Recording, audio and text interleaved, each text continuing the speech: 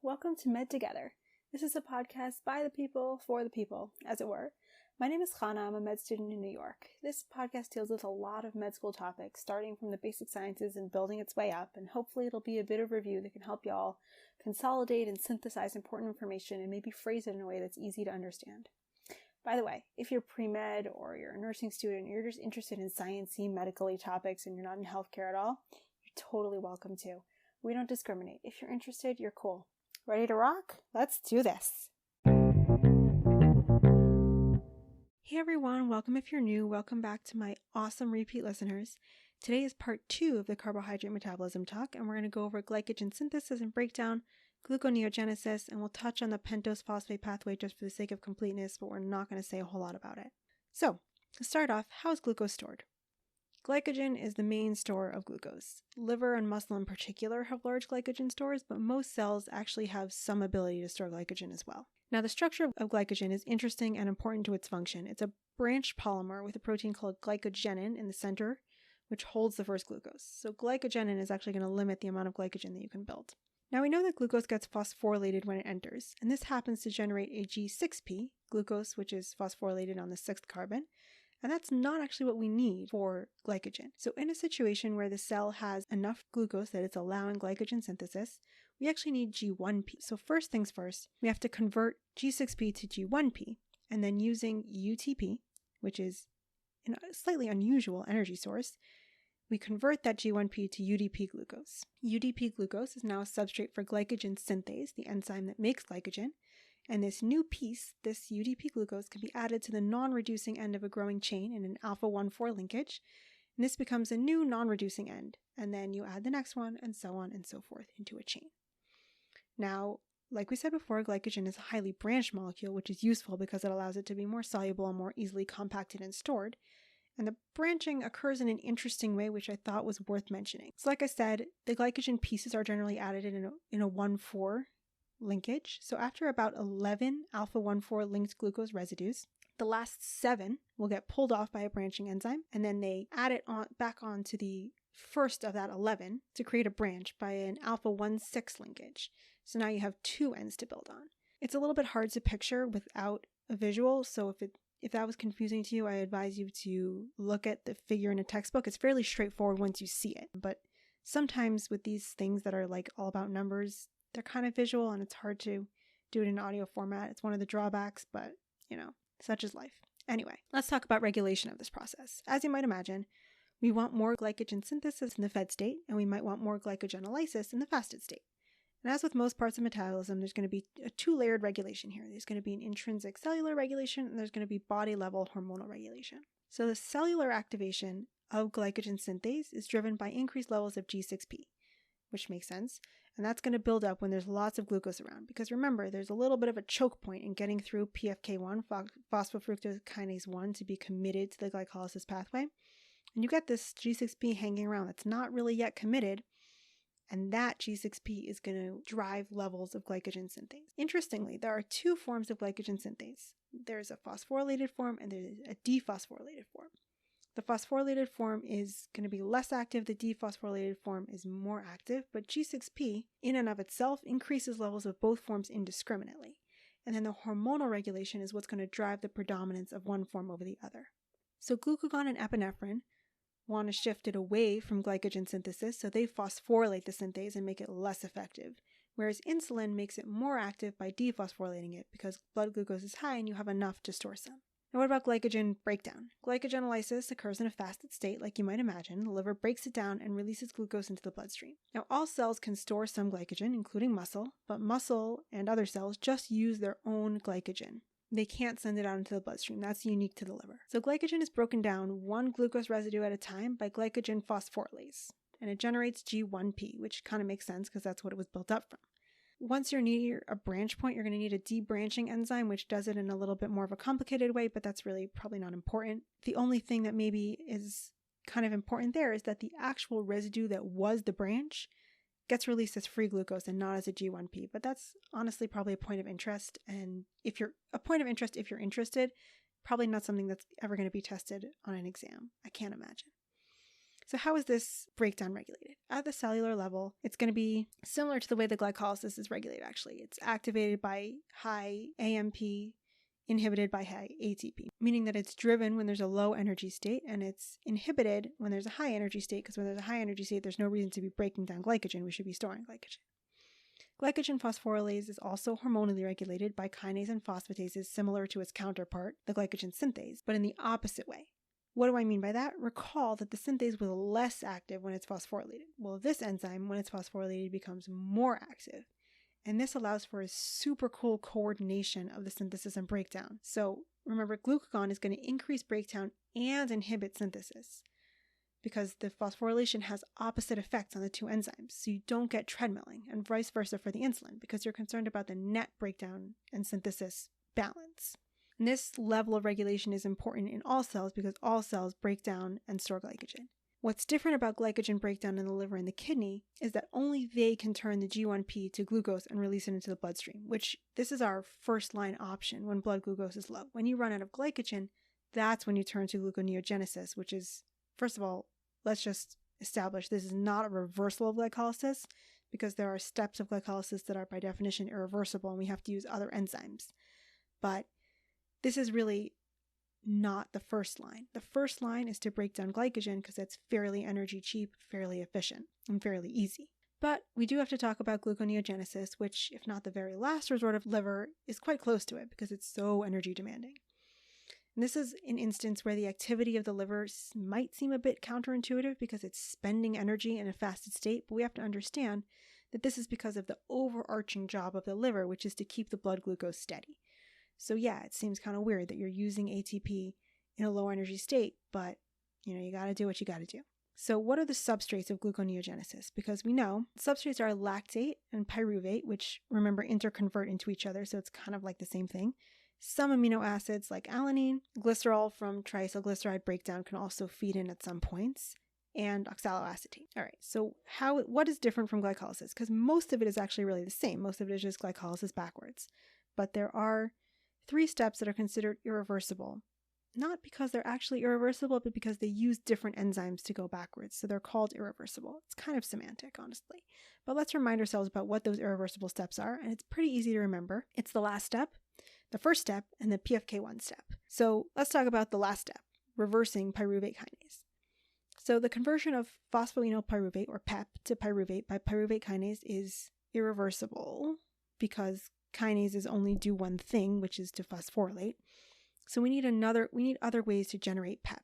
And so this can be done indirectly from pyruvate. Lactate and alanine both can be converted into pyruvate, so that's kind of saying the same thing. And what happens is pyruvate carboxylase, which is an enzyme in the mitochondria, can convert pyruvate directly to oxaloacetate by adding CO2.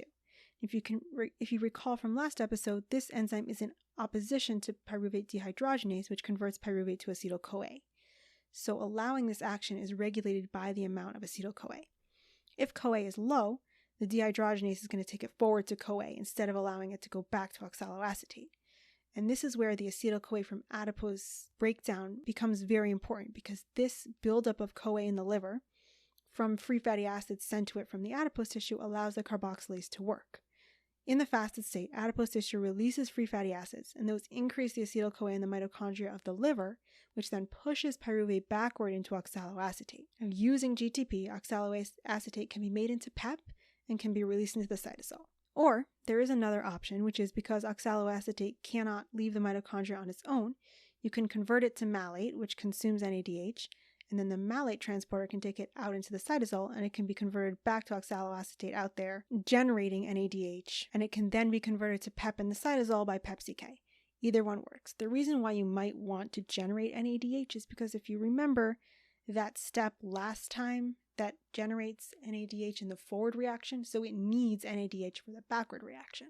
So that's why if you convert the oxaloacetate into malate in the mitochondria, send it out through the malate shuttle, and then convert it back to oxaloacetate, you regenerate some of that NADH and it helps drive the gluconeogenesis in the correct backward direction. All right, so that was the last step. Now, if we're working backwards, we have to get to the PFK1 step. So how do we do reversal of this PFK1? We need a completely different enzyme because again, this is a kinase. Kinases only do one thing. Kinases only phosphorylate, and we want to dephosphorylate. So what do? We need another enzyme to do this job, which is to take fructose 1,6-bisphosphate back to fructose 6-phosphate. So if you recall, the forward pathway is regulated by PFK2 action. And when fructose 2,6-bisphosphate is high, it drives it forward. Now in the fasted state, PFK2 is inhibited, and fructose 2,6-bisphosphate is low. Now this is important because fructose 2,6-bisphosphate inhibits an enzyme called fructose bisphosphatase, which catalyzes the backward reaction that we need. So when fructose 2,6-bisphosphate is low in a fasted state, it releases fructose bisphosphatase, which can do its job, drive the backward reaction, and gluconeogenesis is a go. Finally, we have to do the hexokinase reversal and undo that very first step of phosphorylating the glucose to trap it inside the cell, because we want to untrap it inside the cell and release it into the blood. So as we know, as we just talked about in the last two steps, the opposite of a kinase is a phosphatase. So we need a phosphatase. And what's interesting here is that the catalytic portion of the phosphatase is in the lumen of the endoplasmic reticulum. It's not free in the cytosol. And there's a G6P transporter that can bring the glucose that's fresh out of the gluconeogenesis into the ER so it can be dephosphorylated.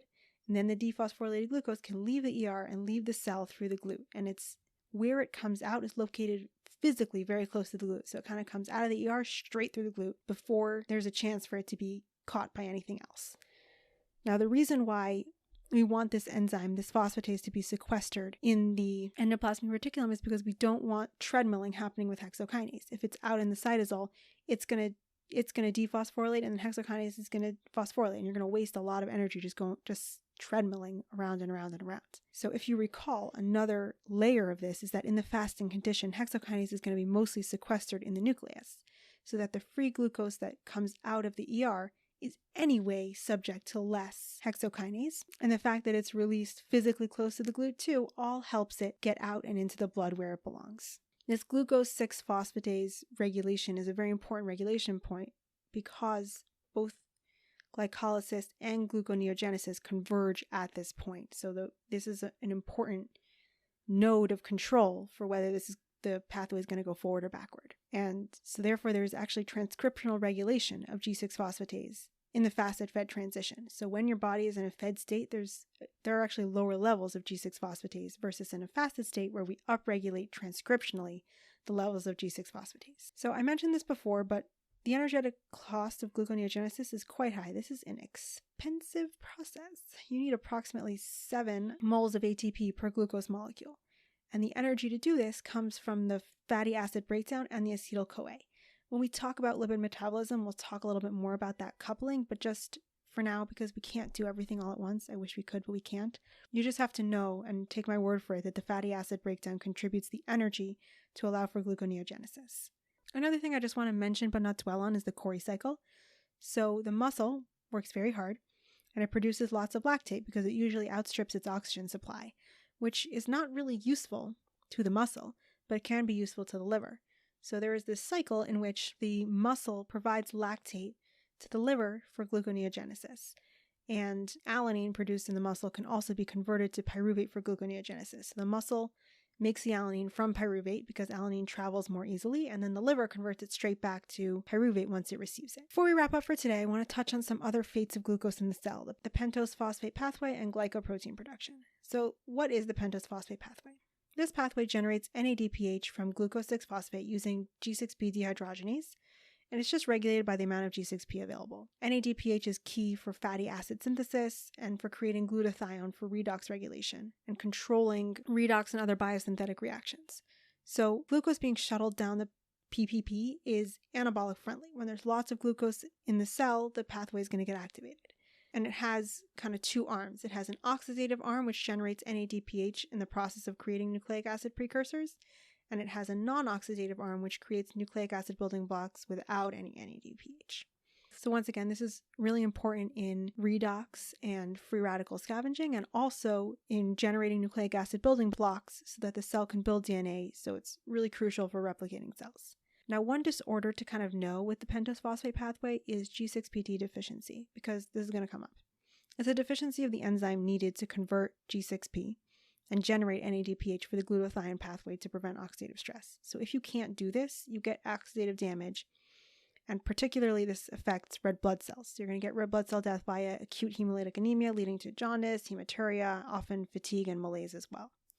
This is an X-linked genetic disorder. There are many different known mutations of varying severity, and it may convey some malaria resistance. There's some evidence to that. It's fairly prevalent in the sub-Saharan Africa and Southeast Asia. Now, because there are many different forms of this disease, some people are going to have chronic hemolysis. These people are going to be born with neonatal bilirubinemia. Some individuals may be totally asymptomatic, and some may only have hemolysis when there's oxidative stress like infection, some drugs and chemicals, and fava beans. This is sometimes called favism. Fava beans, this should be a word association red flag for you on any standardized exam. If you see fava beans on an exam, it's a G6PD deficiency. Take my word for it, okay?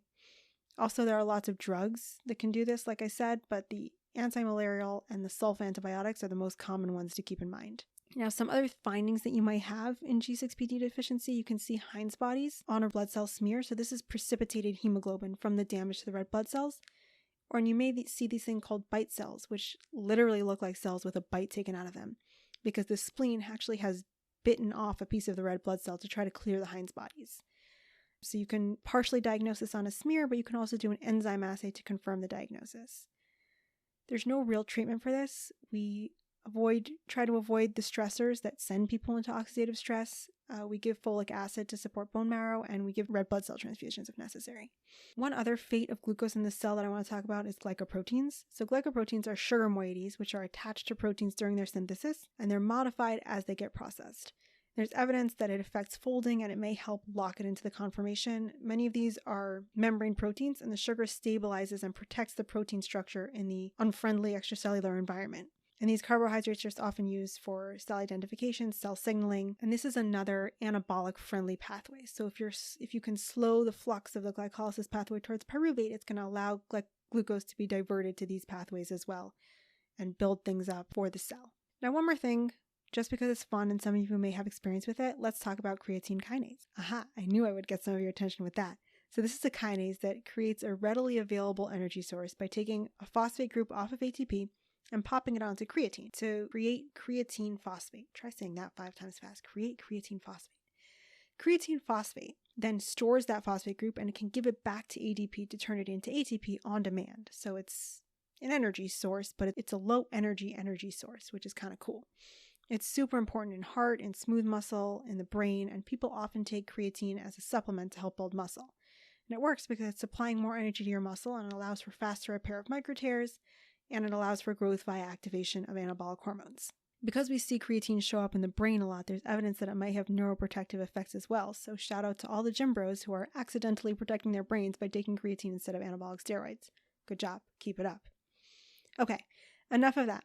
We're pretty much done with carbohydrate metabolism. We discussed glycogen storage and breakdown today and how the hormonal regulation of each of these processes works in tandem so we avoid treadmilling as much as possible. We talked about gluconeogenesis, the energy-driven process of creating new glucose, which is driven in a large part by the breakdown of fatty acids. We also mentioned the Pentose Phosphate Pathway, the disease G6PD deficiency to know from that, and I even told you why your creatine powder works, so bonus points. Next time, we'll do a quick talk on the pancreas and really try to hammer the finer points of hormonal regulation of carbohydrates, and then we'll be on our way to lipids. Thank you so much for listening and sticking with me till the end. If you enjoyed this episode and you learned something today, I'd really appreciate it if you'd recommend this show to a friend and help grow the audience. And of course, always feel free to reach out to me at medtogether26@gmail.com. I love hearing from you guys. Catch you in the next episode.